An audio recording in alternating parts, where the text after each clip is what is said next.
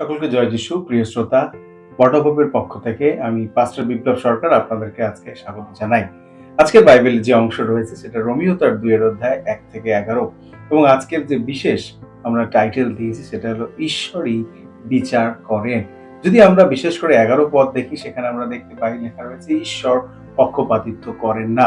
মনে রাখা দরকার যে যদি আমি কোনো মানুষকে বিচার করছি তাহলে তাকে ভালোবাসার জন্য আমার কাছে সময় নেই। এবং এই কোটেশনটা বা উক্তিটা আমরা সকলেই জানি যে এটা মাদার টেরেসার উক্তি।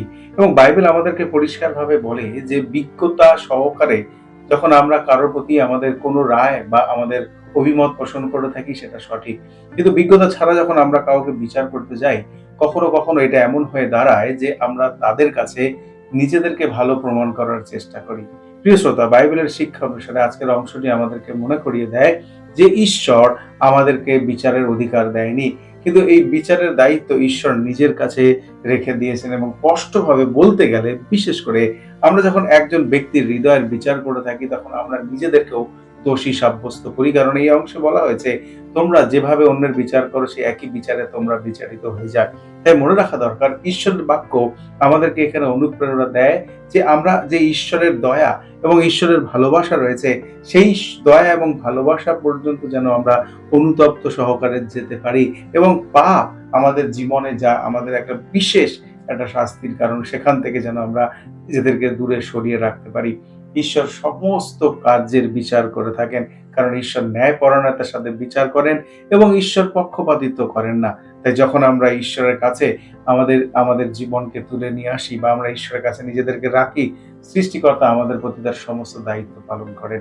মনে রাখা দরকার, যদি আমরা আমাদের কোন রকম কর্মের যা কিছু আমরা ঈশ্বরের কাছে স্বীকার করিনি, ঈশ্বর সেই সমস্ত কিছুর প্রতিফল আমাদের কাছে দিয়ে থাকেন। ঈশ্বর আমাদেরকে কখনো এই পৃথিবীতে কোনো মানুষের কাছে পাপী বলে বিচার করার দায়িত্ব আমাদেরকে দেয়নি, কিন্তু ঈশ্বরের ইচ্ছার বিরুদ্ধে এবং ঈশ্বরের প্রতি আমাদের যে প্রেম প্রীতি ভালোবাসা সেখান থেকে যদি আমরা নিজেদেরকে দূরে সরিয়ে রাখার চেষ্টা করি, তাহলে তার জন্য ঈশ্বর আমাদের জন্য বেশ কিছু বিষয় রেখেছেন।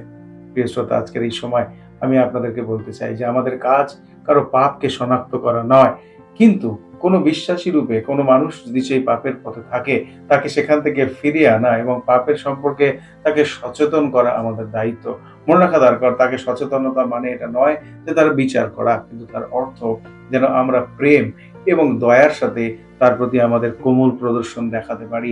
মনে রাখা দরকার, আমাদের প্রতি যাদের আমরা যখন কোনো মানুষের প্রতি আমাদের ভালোবাসাকে এবং আমাদের আকাঙ্ক্ষাকে তাদের প্রতি প্রকাশ করে থাকি, আমাদের জীবনের সেই প্রেম এবং ঈশ্বর দত্ত সেই আকাঙ্ক্ষা যা আমাদের মধ্যে রয়েছে তার দ্বারা আমরা তাদেরকে পরিবর্তন হওয়ার সুযোগ দিই।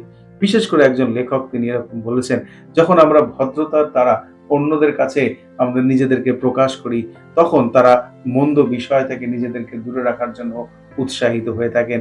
নিষ্ঠুরতা এবং স্বার্থপরতা জীবনে কখনো শান্তি বয়ে আনবে না, কিন্তু ঈশ্বরের ভালোবাসা, ইচ্ছা এবং সৎকর্ম দুঃখ বা আমাদের জীবনে যেরকম দুর্দশা আসুক না কেন সেই সমস্ত কিছু থেকে আমাদেরকে নিরাময় করবে। আজকের এই সময় যখন আমরা প্রার্থনা করি, মনে রাখা দরকার, যদি আমাদের এমন কোনো পাপ থেকে থাকে যে আমরা ঈশ্বরকে জানাইনি, স্বীকার করিনি এবং গোপন করার চেষ্টা করছি, ঈশ্বরের কাছে আসি এবং ঈশ্বরের কাছে আমাদের নিজেদের অপরাধকে স্বীকার করি এবং বলি, প্রভু তুমি আমার পাপ ক্ষমা করো, কারণ তুমি আমার পবিত্র ঈশ্বর।